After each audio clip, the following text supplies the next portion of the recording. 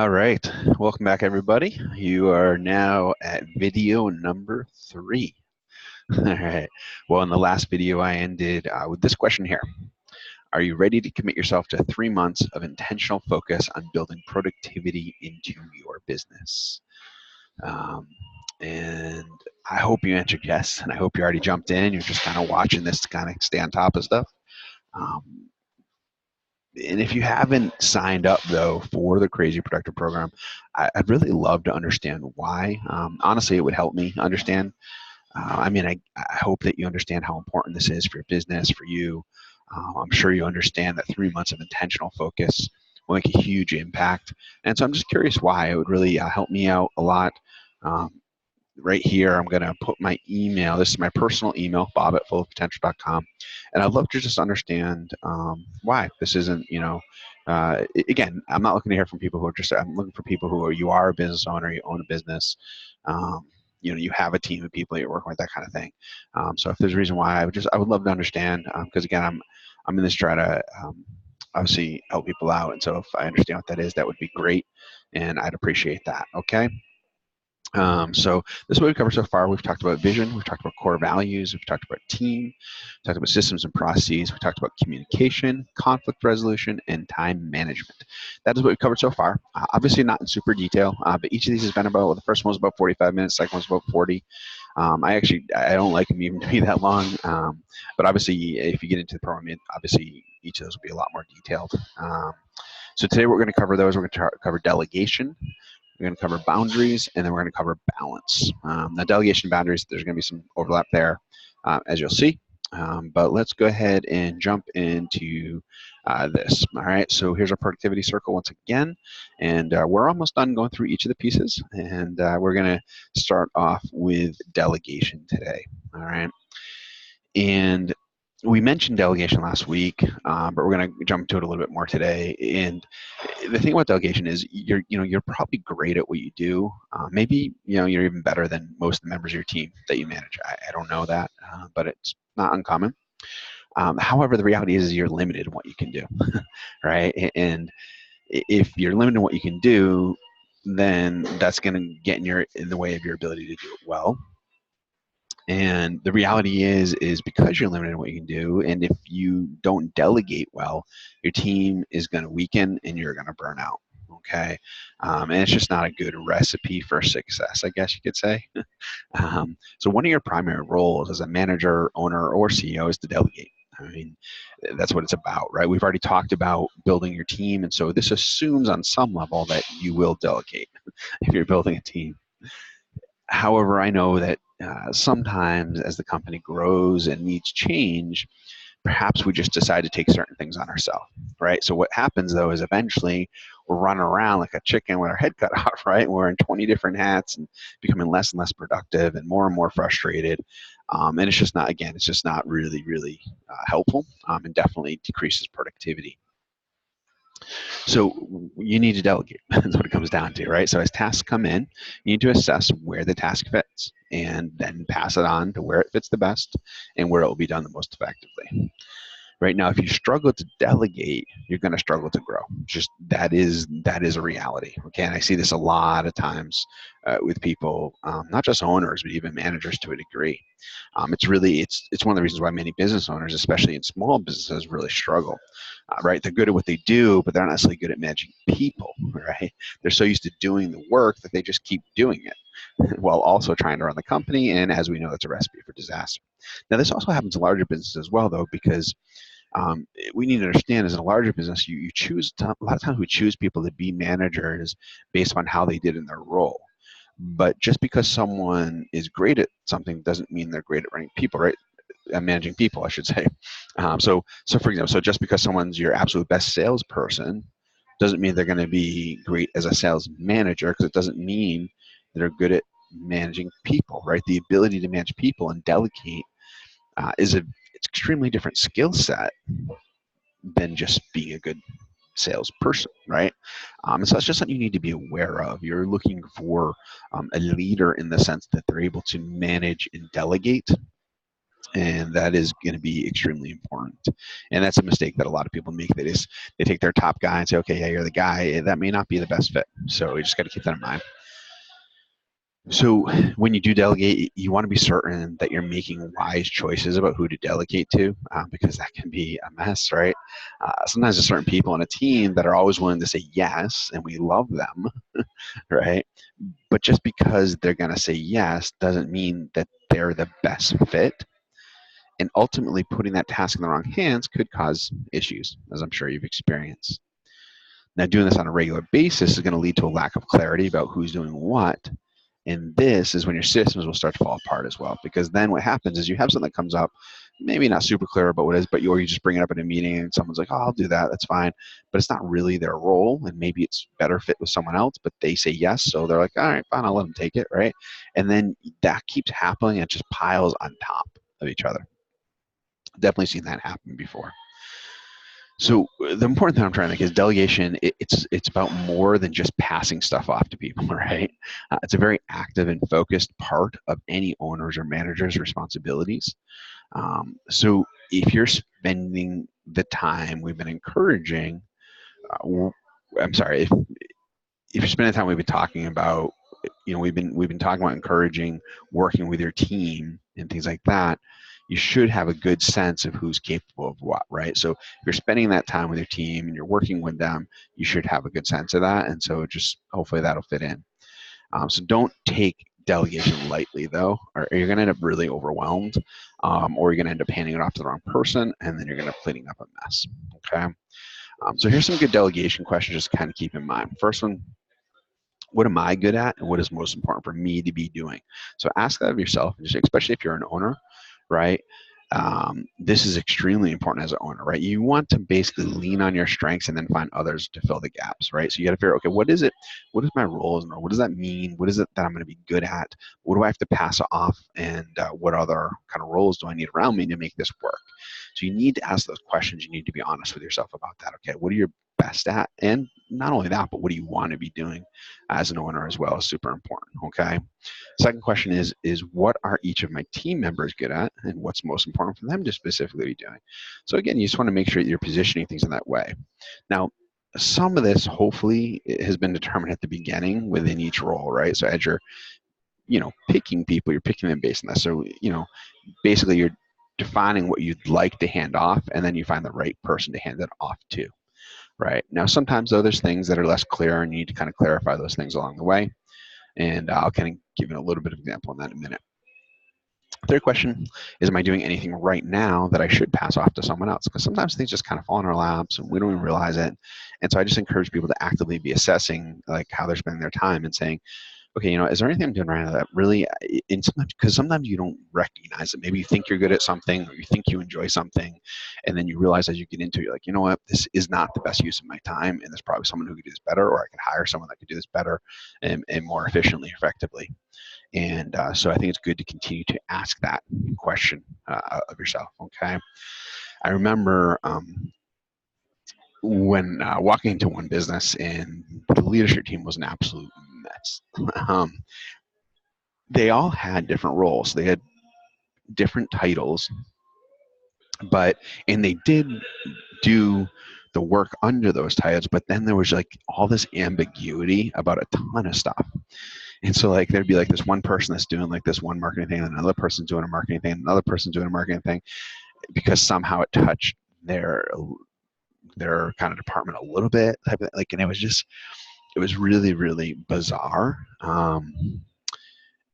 What happened is it just wasn't good delegation in the sense that it was a great group of people, and there was a lot of people that were willing to step up. Not everyone, and that made an impact too. But what happened is, basically, if someone said, "Hey, I'll take it," the owner would just say, "Okay," right, without really thinking about where it made the most sense. Like if it made sense for that person to take that.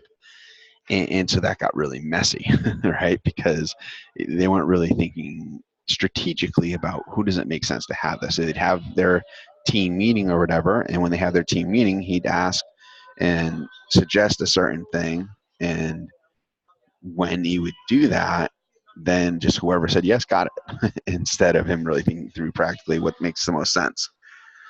So it was a little messy, but again, delegation, and that took me a while to kind of clean up, by the way. So that's my point is it ruined the productivity in a major, major way because stuff definitely was not getting the way done the best way that it could. All right. So just keep these questions in mind. Definitely make sure you work on your delegation. Encourage your managers to be working on their delegation, and definitely be a big help. All right. Now, basically, I can kind of see delegation as handing off the right things to the right people at the right time in the right way. Okay, so you can just, it's a good summary of what I mean by delegation, right? Handing off the right things to the right people at the right time in the right way. All right, so just good thing to keep in mind. Like these little tidbits, just kind of hold on to, help you kind of think through this stuff. All right, so let's move on to boundaries. And there's definitely going to be a lot of overlap with delegation and boundaries, just no doubt about it. They're kind of, I kind of see them as two sides of the same thing in many ways. They're both helping you and your team ensure that everyone is doing the best things based on their strengths and when they should be doing them. So I found it helpful to focus on both delegation and boundaries because I've seen these situations become a big growth killer in businesses. And that's why I really wanted to make sure and focus on both. So I see delegation is really more proactive and forward looking, while boundaries is more reactive and about maintenance. Okay. So like with delegation, you're deciding who should be doing what, and boundaries are the guidelines you put in place to ensure that that happens. Okay. Um, and by the way, I just want to make sure you understand. So when I talk about boundaries, I'm not talking about relational boundaries or personal boundaries. Those are important, but it's kind of beyond what we're talking about here in this video, okay? So anyways, the key here is that oftentimes business leaders have a tough time saying no or knowing when to say no, but it's a critical skill. And that's really what boundaries come down to. So business owners and managers just having that hard time of saying no.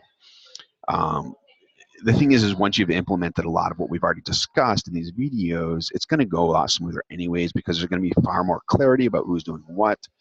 However, no matter what, there's going to be times where leaders are going to fall back in old habits and they're going to start taking things back into their hands, and that can happen to you. And I'm just going to encourage you to not let that happen, okay? Because then things just start getting messy again. And what you have to understand is every time you say yes to something, you're saying no to something else, right? So and the thing is, if you know what's most important, if you know what your strengths are, if you know what your goals are, then you need to ask yourself every time if whatever you're being asked to do is most important. It goes back to that time management thing, right? You have to ask if it's in your lane. Is it the best thing to be moving for you to be doing to move towards your goal? If not, then the answer is no, or at least not now. And that's those boundaries that you need to put up sometimes. As a business owner, manager, or CEO, oftentimes your yes is setting you up for more work. It doesn't seem like it at the time, but it is. It's often creating a team members who basically become entitled. They're going to expect you to do everything for them, right? If they ask and you do, why not ask you again? All right. After all, it's easier and less risky to have you do it, right? It's on you. The problem is that then you can't do what you should be doing. They aren't learning to do what they should be doing, and ultimately, this is a bomb that's going to go off. All right, and we'll talk about this a little bit later, but the reality is ultimately you're hurting yourself, you're hurting your company, and you're hurting your team members. You're putting yourself in a position where you're going to be stressed because you're taking on too much, and this leads to be ineffective because you're more sensitive and less focused. You're spending time on things that are unimportant or you're not good at, right? So taking away from the most important things or things you're great at. Your team members, on the other hand, kind of compiling on this, they're not able to grow because you're not giving them the chance to do what they should be doing and learn the things they need to learn, right? My point is let them fail, let them make mistakes. It's okay. Actually it's better than okay. It's the perfect teacher, right? And I'm not saying, I understand if there's like some big thing you can't just let it fall apart. I get that, but you got to start putting these people in a position to make these decisions and do this work. So if you don't, you're completely paralyzing yourself and your business. Okay, so just super, super, super important. Okay, because what's going to happen is all this work you put out is it's going to be significantly diminished. Less gets done, doesn't get done as well, and the bottom line is affected. Okay, ultimately everyone ends up feeling like crap. The results stink, and it's just not good for your business. Okay, now there's this one business owner that I worked with, and this guy was the nicest guy in the world, but he couldn't say no. He was too nice. He couldn't say no, and it became such an unhealthy dynamic in his business. we would talk about boundaries and say no. So I would sit down because I saw him and I would say, I said his name. I'd say, listen, you need to say no. When they come and they ask about this and this, then you need to say no. Like you have to. And then he'd get in situations and come back and like, so how'd it go? Well, this happened. So I just, I felt bad. And he'd say yes, right? But then what's funny is after he'd say that to me, he'd complain all the time about how his employees weren't doing their job and how he has to do everything. I was like you're setting it up. And he started to see the dynamic, but it took a while, and it's something that was extremely difficult for him because he had been doing it for so long. I mean, this business was, I don't know, it wasn't super old, but it was like 7 years, I think, in or so. And so that was habit for him, and that's hard to change. But it became such an unhealthy dynamic, right? Because if he kept saying yes, of course they're going to let him, right? Because you know, they don't also realize how much it's impacting him because he wouldn't talk about that piece except for to me, right? So it was just a mess because he struggled putting up those boundaries, which would have helped him a whole lot in this situation. And he did start to a little bit, but it definitely was a struggle for him. So these boundaries super important, and gotta get them moving. All right. Now, at this point, if you've applied all the other principles, which there's no way you've done, because if you're watching these videos in the order that I'm setting them out, it's only been like a day or two. So, but the point is, once you have applied these other principles, setting up good systems and delegating and then boundaries, they're going to be on some level naturally present. Okay. Boundaries, like I said, are kind of like the maintenance, right? It's to help us to stick to what we've already set up. But the key here is to stay on top of this and check yourself on a regular basis. It's extremely easy to take back the reins. Business owners and managers constantly struggle not to take control, right? Because they're confident they could do it better themselves. I get it, but we all need to understand that if you're trying to do 20 things, you will not do it better. That's just a reality, all right? And secondly, if you're truly doing a good job, then you should be building a team that can do it better than you. That should be the goal, okay? So boundaries, super important. Make sure you're doing that. And okay, but now we're going to move on to my favorite, number 10, balance. Balance is definitely something that I am super passionate about. Out of all of these, it is definitely the thing I'm the most passionate about. There's definitely some in here that I love, but this is my number one. And so first, let's talk about this practically, right? If your life is out of balance, it's going to affect your work. It affects you in every way. That's just the way balance works. It is what it is. If you are unbalanced and you just don't feel good about life, it impacts everything else. Okay. So I'm guessing I don't need to convince you, but if your life outside of work is in disarray and you have no work-life balance, it's absolutely going to affect your productivity. This is also true for your team, obviously. Okay. So I understand that it can be really tempting as an owner or manager, CEO, whatever, to use your team members to the extent that they're going to let you use them, right? So you have those people that come in that are just ready to do everything, right? So we have a team member that's willing to kind of live at the office and is always up for the next project. Our tendency might to be lean on that, right? And give them all they can handle or we think they can handle. The reality, though, is usually this ends up in a catastrophe, right? Because, and it might take a while, but it's going to happen. Because as the leader, you need to take care of you and your people. If they're not good at work-life balance, you need to help them, which feels really counterproductive sometimes, right? You need to actually tell them maybe to take a day off, right? So I know it sounds crazy, but the truth is it will help you in the long run, right? A person that is well-rested, happy, and energized is going to produce at a much higher level than someone who's exhausted, stressed, and has no outlet whatsoever. I mean, it's a mess. Families are literally falling apart because people don't have work-life balance. I'm not going to get into the details of that stuff. I can give you a million stats on that, but I'm not going to do that, okay? Now, some companies are starting to get this, while others are still encouraging the grind, and they think it's cool, and it's like, oh yeah, I grind it out, and they think it's a great thing.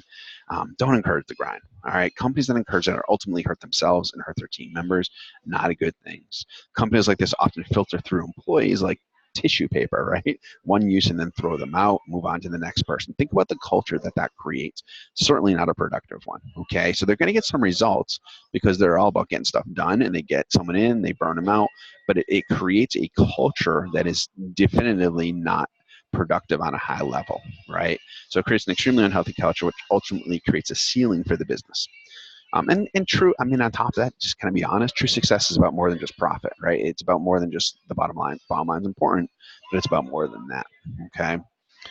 Now, people who have a good work-life balance and live healthier lives will show up to work more often. They're going to be more energized, and they're going to get things done. They're going to be more productive. There's just no doubt about it, okay? Stats on this are extremely clear. Just one simple example here I have here. This is a study that was done by what was previously called the CEB, Corporate Executive Board. This report found that people who are happy with their work-life benefits work 20%, 21% harder, and are 33% more likely to plan to stay at that organization. Okay, so that's pretty significant, right? A fifth, 21% harder. That's pretty significant in terms of the output over time, if you have, especially if you have a decent-sized team. So that's just one example of that. Okay. Now, so here's the deal. So you get the balance thing, hopefully, and you can think about ways to implement that. But I want to take a moment and I want to talk specifically about you, all right, and to you. So the first question: why do you do what you do? What's most important to you in life? My guess is it's your family, it's your friends, maybe other things that you really believe in and you want to get behind, right? Like I kind of talked about myself in the first video, right? The thing is, if you're working so much that you have no energy or time for the things that are most important to you, what's the point? Right? What's the point? A lot of people say, oh, well, later, well, later when your kids are growing up and other relationships have moved on, it's not going to matter. Right? What's the point? The point is you have one life, right? You don't know how long it's going to last here on earth. Right? So live your life. Now I get you might be passionate about the work you do, but I certainly hope that you love and care about other things in your life as well. I'm confident that you do. And so they need the success that you get from your business needs to support that, right? So if you're a business owner, you need to build a business that supports the things that are most important to you in the life you desire. If not, you will regret it. You're going to get cold. You're going to get sad. You're going to be depressed, maybe even worse. Make sure you create balance in your life and enjoy it. I know some of you might having a hard time picturing right now. Listen, I would love to help you out. Honestly, that's my greatest passion. It really is. I have a blast working with business owners. I love helping them see the issues in their business and pointing out the possible solutions and helping them implement those different things. I love doing that, and I'm pretty good at it, right? It's something I love to do, and I just, see the issues, see the solutions. But the reality is that what I love most about what I do is helping business owners and business leaders live their best life possible. All of that other work that I do, what I want to see is the bottom line result is that they can live their best life possible. Because honestly, that's what it's about. Right? I love to see a business grow. I love to see things click into place and there's clarity. I love to see the smiles on people's faces after we've done the work and things are running smoothly. The business is growing and the bottom line is building, and that's awesome. However, nothing compares to seeing a business owner or a business leader let out a deep sigh of relief because now they can spend more time with their family. They can attend their son or daughter's sporting event. They can go on a date night with their significant other. They can enjoy life. Nothing's ever going to replace how that feels. So can I help you? Right? You've watched the video up to this point, and I appreciate that.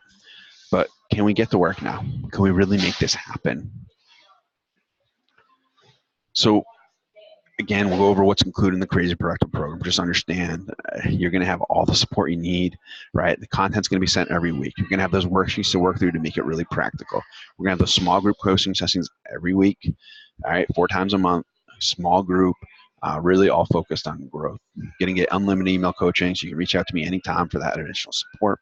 Private Facebook group just for more additional support, kind of work through that with the group. All right, you're going to be inundated with support you need. You can spend the time that you want, but it's there for you. I want to make sure that you succeed.